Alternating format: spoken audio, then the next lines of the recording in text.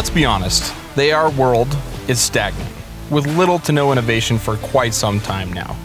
Yes, we have some new pistons, yes, we have some new DI guns, but all of them are just variations of the same thing with a new name and fancy Cerakote. So what would happen if an aerospace company got into making ARs? Would we finally get some true innovation? Would they push the envelope enough to actually make some advancements in AR technology? Well, let's see if the math adds up.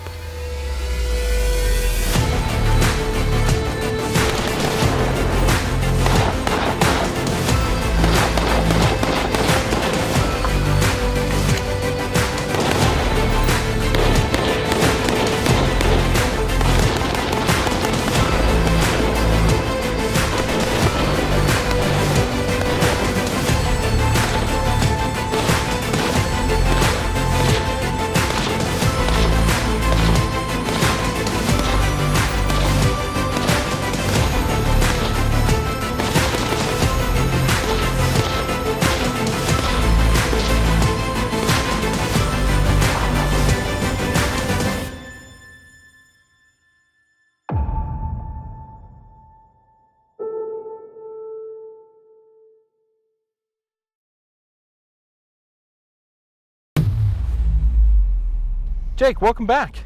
After we stopped talking about, what we were talking about. We'll save that for a different day, everyone. How you feeling today, Jake? I feel good. Yeah? Yeah, I feel a little spicy here and there, but I just run hot as a human being. So that is your personality, isn't it? It's just what it is. So it's a bummer that we got to tolerate that spicy attitude, but it is what it is. Jake, today we're talking about a rifle. Yeah, we are. From Blackout Defense. Yeah. Which is actually local. Yeah. Down in Phoenix. Yeah. But before we jump into this, there's some housekeeping that you need to do. Sure. Big thanks to the really our primary channel sponsor now, Peace of Mind Guns. Yeah. I know they are. I think they're calling Blackout Defense to figure out, maybe carrying their guns or something. So I would, if at the end of the review you're like, I think that's pretty dope, I might want to get one. Like, I'd check with Mason over at Peace of Mind Guns. They may have, may not. I'm not sure. They're figuring that out. Yeah. But that is an option. But regardless of that, they carry all the kind of Gucci stuff you guys are used to seeing on this channel, and some normal, just cool nice stuff. Things too. Yeah. But new excited channel for that. sponsor. Yeah. So you can check that out. Good shop based here in Salt Lake, but they'll deal with you all over the country, no matter where you are. Beyond that, we got a lot of good things happening at the 1911 Syndicate with whiskey releases and merch releases, hats, shirts, all of it, guys. Cool new Patreon tiers where cool shit's happening, like real cool.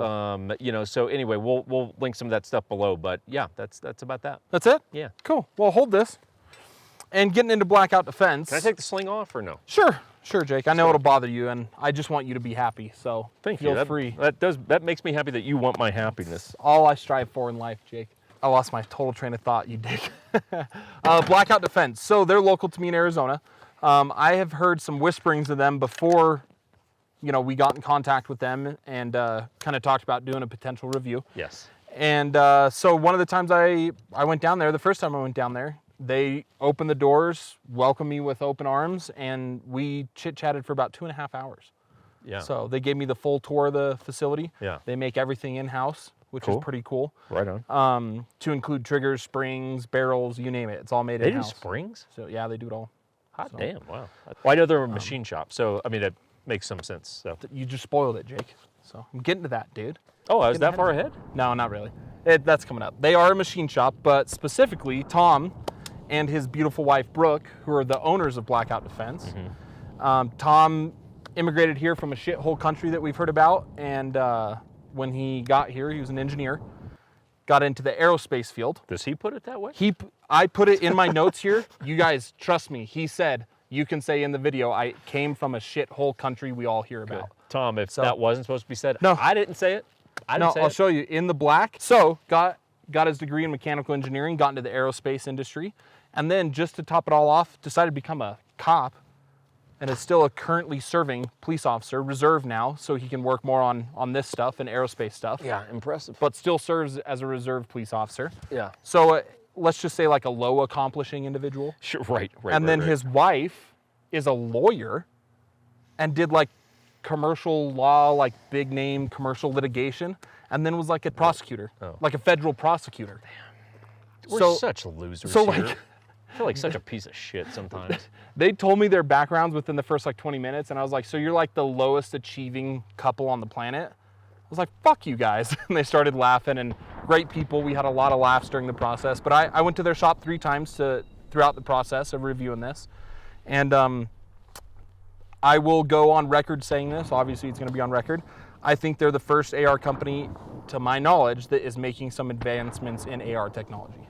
In a while. For the first time in a long time. Yeah. Yep. Now we have some proprietary piston stuff, some proprietary DI stuff. As far as like a standard AR having advancement or like technology progression, this is the first company I've seen doing some progressive stuff in a while. Okay. One of the biggest things, we got it here on the whiteboard back here, DTL. This rifle is the Blackout Defense Quantum DTL. DTL stands for what? Down to love? Down to love. Dang, that was close. Not at all.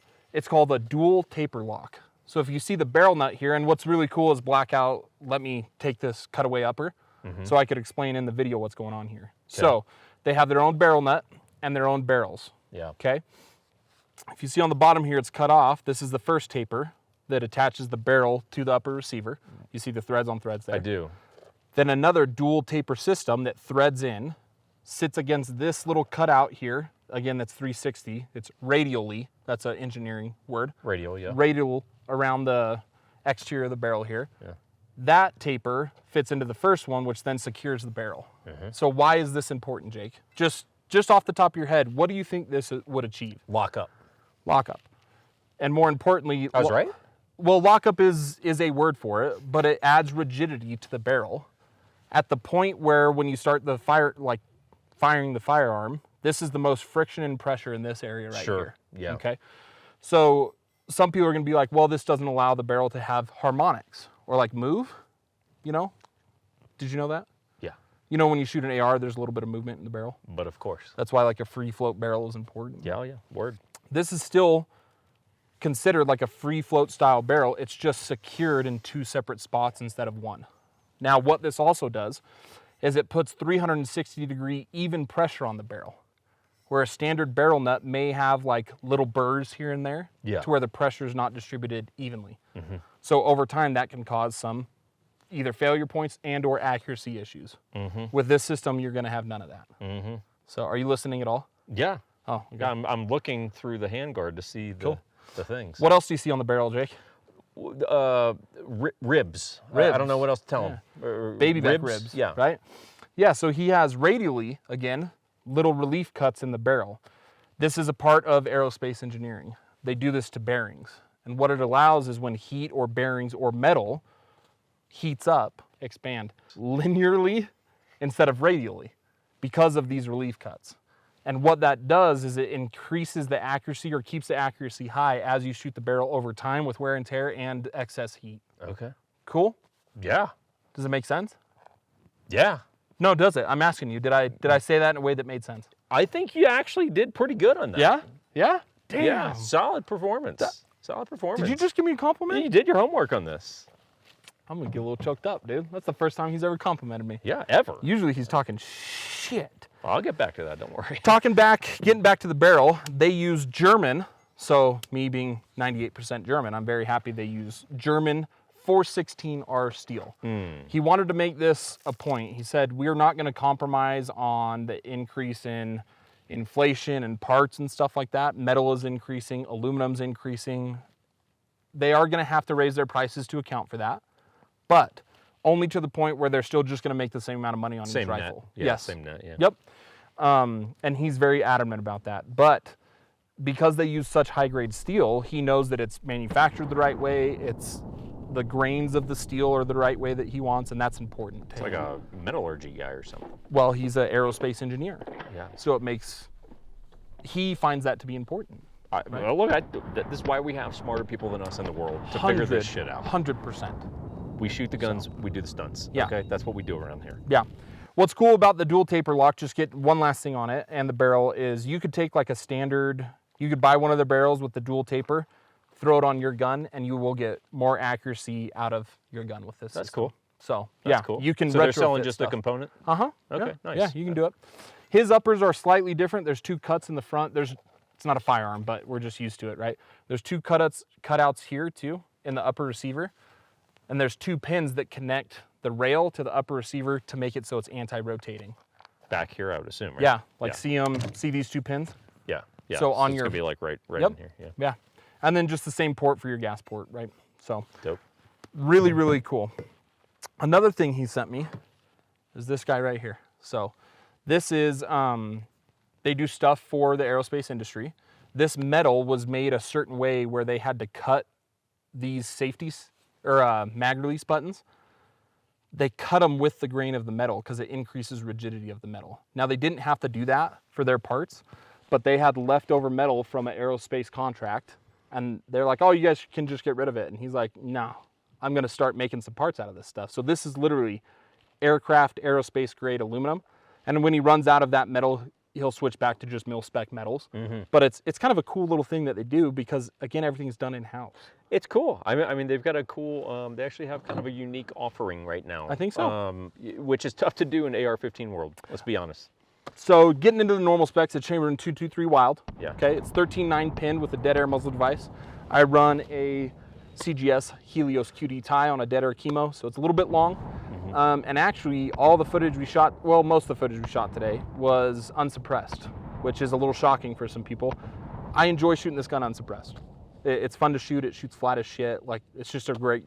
I thought I wouldn't say that again after, you know, owning a bunch of suppressors, but you even said it yourself. It's a fun gun to shoot unsuppressed. Yeah. So, the gun comes in at 6.875 pounds naked. I didn't add the weight of the mount and the optic, which a couple ounces. I don't know. We don't need to get that into that, I think, right? Now, he does do billet upper and lower receivers. Here's why. With billet, he can add material in areas that are like usually a little bit weaker. So are you familiar with those, they sit behind your trigger group and it adds tension to the upper and lower receiver to do less wiggle? Not really, no. It's called a wedge lock. Okay. We've talked about it. Yeah, okay. It's a little Okay, insert, polymer that you put in there. Yeah. So it's the same idea, but instead of doing it near the rear, where the wedge could shear off and get stuck in your trigger group, he does it near the front because, again, he has billet. He adds a little bit more material up here, throws in the wedge lock, and it just adds a little bit tighter upper and lower receiver fitment. Okay? Yeah. There's no wiggle. He sends you 5 in the package with the gun, and he recommends replacing each pad right around 5,000 rounds. Okay. So kind of cool, right? Yeah. He originally invented that because he wanted like duty weapons to be able to have like a little bit tighter lockup, increase reliability, increase accuracy a little bit. And he said, hey, this is single digit percentages that it's going to increase, but he found it important, so that's why he did it. Okay. Cool. Now, while we were filming this and while I was doing the review process, one really cool thing about them is they are always going to continue to upgrade and push the envelope in advancements of their rifle. What I mean with that is we were working on getting a different upper receiver from them, their Gen 2 upper receiver. It wasn't finished in time and it didn't work out, but Tom is not satisfied with this rifle, nor will he ever be. He's always going to try to make it better. So what he did in the Gen 2 is there's a little additive manufacturing, which is 3D printing. He creates a little cutout here that a wedge sits in, and you know those like gas defeating charging handles, right? He uses an insert to do that instead of the charging handle. And it's like it's a 3D printed insert. Okay. Again, we don't have the upper here, guys, but it was part of the video, and by the time this video comes out, Gen 2 is going to be available. Okay. So that's why I'm bringing it up, right? And what that does is just reduce blowback to the shooter's face. So one, maybe you hate this word, bugaboo. One little thing that maybe could be a con or a bugaboo is this gun, because the gas port is for running low powered ammo all the way to high powered. So it is a little gassy when you shoot it suppressed. So to mitigate that, because he wants the gun to run reliably with all ammo, he's developing that little wedge that's going to sit in there and really reduce blowback to the shooter's face, which is pretty cool, right? So second thing he's doing on the Gen 2 He is creating a different way to attach gas blocks. Okay. So it's going to be an anti-rotating gas block. Usually cuts for gas blocks are cut kind of like how pick rails are, and then it's inserted. He's coming underneath the barrel, and he's going to do almost like a wedge lock system. Like it, sorry, that's not the right term. It'll be like a wedge fit gas block. Okay. That you could still run normal gas blocks on the rifle if you wanted to, and potentially upgrade your personal rifle to that in the future. Yeah. So again, making some advancements in AR technology in my book. Well, and that's cool. And Hold that. that can come with varying degrees of success, but the thing that I like about it is I like when a company says, hey, let's have the guts to try to do some new stuff. Like, hey, this is the way it's done on this platform, but what if it didn't have to be done that way? Sure. I like and respect the creativity on that. Yeah. And it really takes engineers to do shit like Yeah. that. So, you know, and sometimes those things are great. Sometimes they're not great, but it's like, well, you don't know if you don't try. It's like, you know, and I can respect that. Yeah, and I was asking them, like, you know, who is your rifle for? And they're like, it's for people that know what we do. And I was like, okay, well, Brooke, his wife, right, one of the owners, I was like, can you expound on that? And she's like, people come to us because they know that we're pushing the envelope with the way that we do things, and we have data and science to prove that there are advancements. So it is for like kind of one of those, if you know, you know, and if it's a brand that you're willing to like mess with, it's because you kind of know what you're getting. Does that make sense? Well, they're for sure a smaller boutique company. I'd be willing to bet a lot, maybe not most, but definitely a lot of people who watch this video are probably like, never heard of that. Yeah. So, and we try to do that from time to time, bring you guys what we think are some good new products that are out that maybe you haven't heard of. Yeah. And I will say during this review process with a couple of my buddies, they're like, dude, you're reviewing a Blackout? Like, dude, we've heard of them. How is it? Like, I had a couple people that had heard about them and were interested to see how the review is going to go. I have had not one malfunction with this gun until today. Okay, yeah. Okay, yeah, the look on your face was like, motherfucker, right?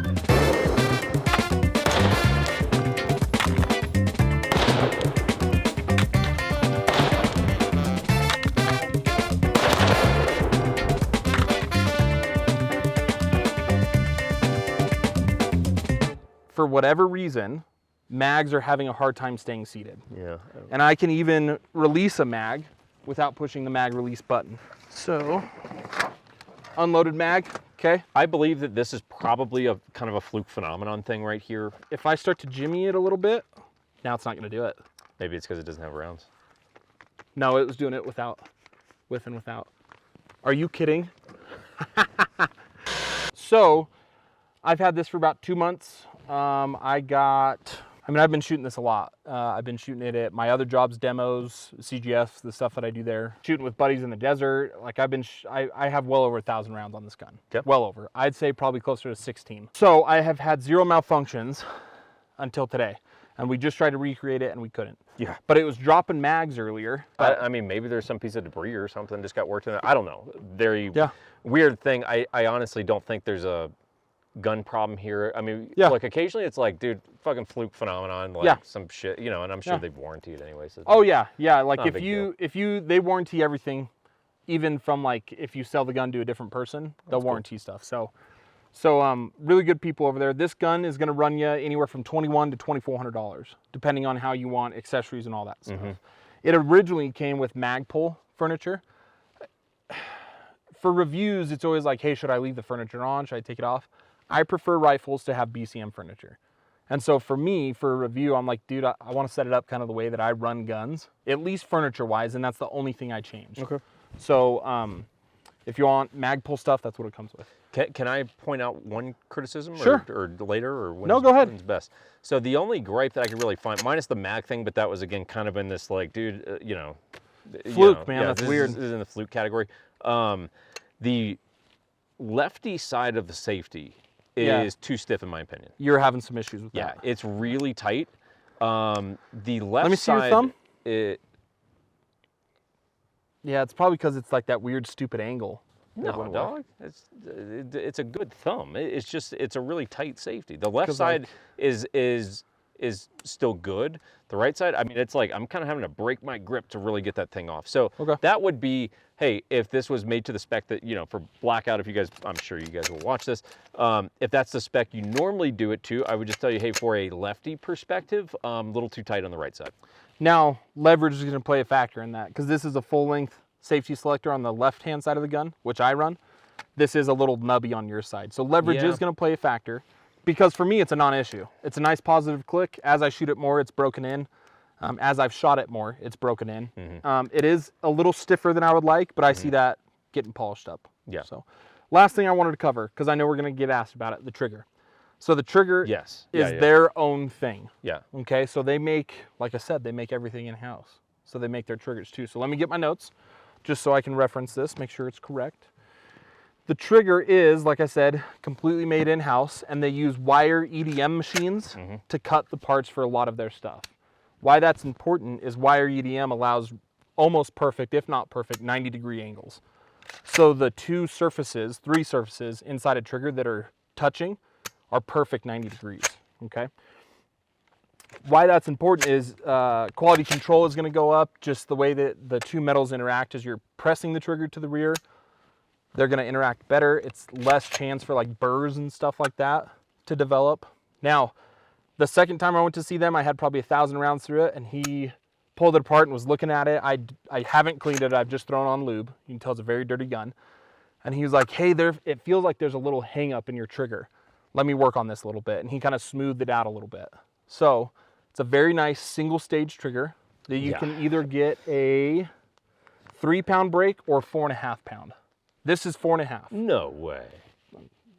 It's from their website and from them, homie. God, I would never have thought that's a 4.5 pound trigger. Yeah. And the reset is 2 millimeters. Yeah. So charge it. Oh yeah. The reset is, and you'll notice zero over travel. There's None. no playback in that trigger. Nope. I will say for my taste, that's probably actually a little too far for me. Yeah, it's a little too spicy of a trigger. One, I like a 2-stage. I like take up, cool, I'm on the wall, great, let's rock and roll. Sure. That reset, I mean, look, it's impressive. It's a nice trigger. It's impressive. It's actually a little too far for me. I'm like, dude, I actually want a little more bite on this. A little nervous with it? Yeah, like it's, no, you could get used to it, of course, but to me, it's like, holy shit. I mean, you'll notice, like, right, no take up, break, done, and then you will notice on that reset, again, zero over travel, done. Like, pretty cool. Yeah. One last thing I want to cover is, I mean, again, the trigger's made in-house, guys. You can order them, though. They will fit in any mil-spec lower receiver, okay? Last thing is we're going to get asked about the finish on this. So this is a clear anodized on the upper and lower receiver. I don't know how it shows up on footage, but it's like a light gold aluminum color that in the sun will turn like real gold color, depending on how light hits it. And it's just something cool and unique that they have. They're like, what color do you want? And I was like, that looks I kind of like it. Look, I like it. I don't know that I would go unique, because I guarantee you everyone in the comments is going to go, yeah, honey badger. Yeah, maybe unique. Sorry, that's not the right word. But something you don't see outside of like a honey badger, sugar weasel. Yeah, different than the norm for sure. So unique, leaving them outside. Sure. Right? I haven't seen other AR companies use this. Yeah. Now again, there might have, okay. They have a primordial green color that is like a grayish green that is a really sexy color. That sounds cool. Like it looks really cool. Yeah, sounds cool. So I've been really happy with this gun. They make different barrel lengths, you know, like I said, this is 13.9. They are working on some different calibers, and you know how we've been wanting to get into the precision game? They might take that aerospace engineering and get into precision. Cool.